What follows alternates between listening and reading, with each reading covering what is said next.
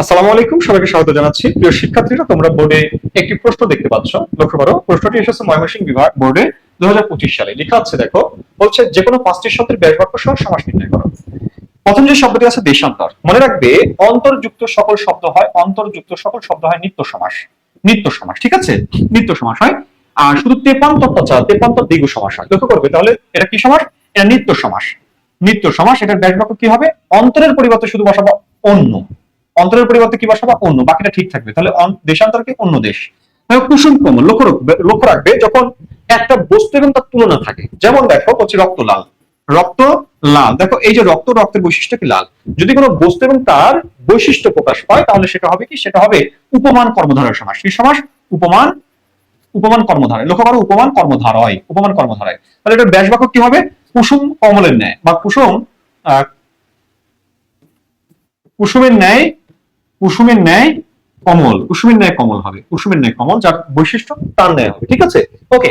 এরপরে আসো, দেখো বিষাদ সিন্ধু। মনে রাখবে দুইটা বস্তুর মধ্যে যদি তুলনা হয়, দুইটা বস্তুর মধ্যে যদি তুলনা হয় এবং সেই তুলনাটা যদি সমান হয়, সমান তুলনা হয়, তাহলে সেটা হবে রূপক সমাস।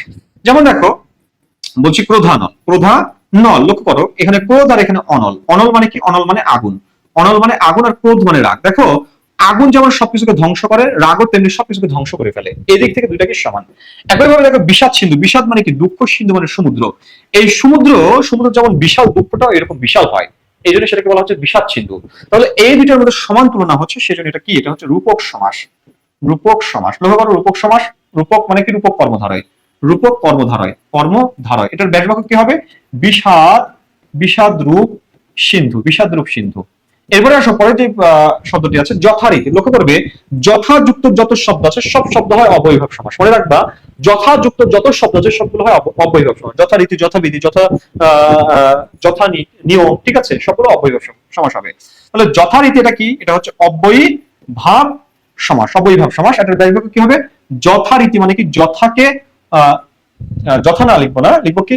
রীতিকে, রীতিকে অতিক্রম না করে, অতিক্রম, অতিক্রম না করে, রীতিকে অতিক্রম না করে, যথারীতি রীতিকে অতিক্রম না করে। ওকে।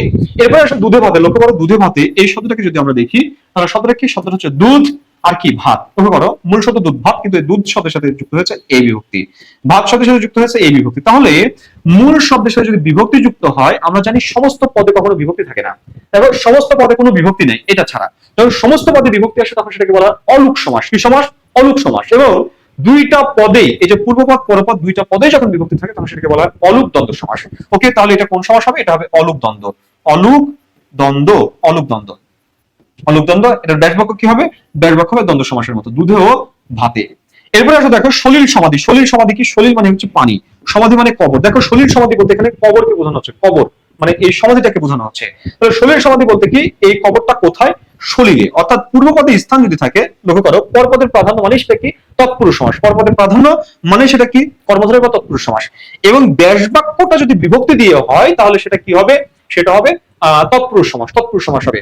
এখন দেখো এই যে সমাধি, সমাধিটা কোথায়? সমাধিটা হচ্ছে শরীরে। অর্থাৎ যদি পূর্বপদ স্থান হয়, পূর্বপদটা যদি স্থান হয় এবং পরপদটা যদি এই পূর্ব পদে অবস্থিত হয়, পূর্ব পদে সংঘটিত হয়, তাহলে সেটা হয় সপ্তমী তৎপুরুষ সমাস।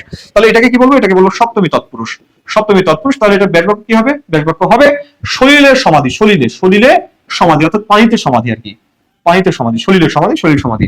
এবার দেখো আশি বিষ। আশি মানে দাঁত, বিষ মানে বিষ। তাহলে আশি বিষ বলতে কি আমরা দাঁত বিষ মানে বিষ দাঁত বুঝি না? বিষ দাঁত বুঝি না, বিষও বুঝি না, দাঁতও বুঝি না। বুঝি কি? বুঝি হচ্ছে সাপ। তাহলে এটা কি? সাপটি এখানে আছে? নাই। তাহলে এই সাপটা যেহেতু পূর্বপদে পরপদে কোথাও নাই, অর্থাৎ তাহলে এটা অন্য পদ, ভিন্ন কিছু, আলাদা কিছু। তাহলে এটা কি? এটা হচ্ছে বহুব্রীহি সমাস। কি সমাস? বহুব্রীহি। তাহলে এটা ব্যাস বাক্য কি হবে? আশিতে 20 জার, আশিতে, আশিতে, আশিতে 20 জার। ব্যাস বাক্য হবে আশিতে 20 জার। ওকে। এরপরে আসো শেষেরটা, দেখো সপ্তাহ। সপ্তাহ মানে কি? 15 মিনিট 10।